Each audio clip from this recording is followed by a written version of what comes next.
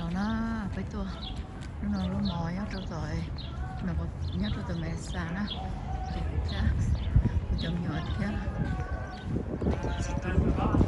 chỉ tôi tôi nó quay lại nó là người ta còn cả ta làm nữa你现在你要这个不急啦。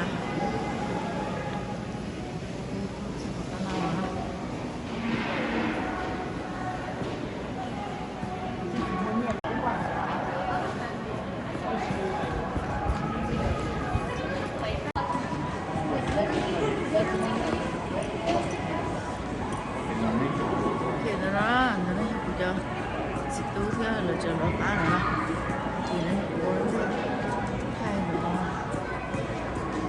太冷了打人。giờ cũng chờ số này vậy à? Khi phải thông qua tay cỏ này cho món gì cái phải. Bên một số bố mà lá does it have forever 21 there? Nên lúc X. Mua là. Em nói gì đó? Mua là mua tiền đó thế. Cái cho lá nữa nè. Đó. Nếu mua cho nó sẽ. Nó có phải chặt nó trong nhiều. Có gì nào không? Mua đi chơi uống không? Vậy ta có tự tấn nó đi xí xó.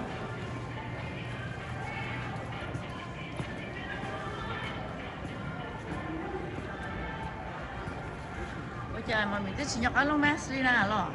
Con á. Con nấu mask à? Đây à, I forgot to add.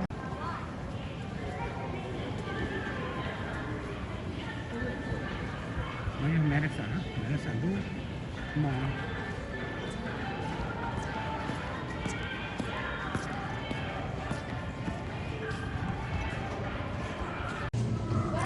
gì tôi có tao là xa rồi rồi nó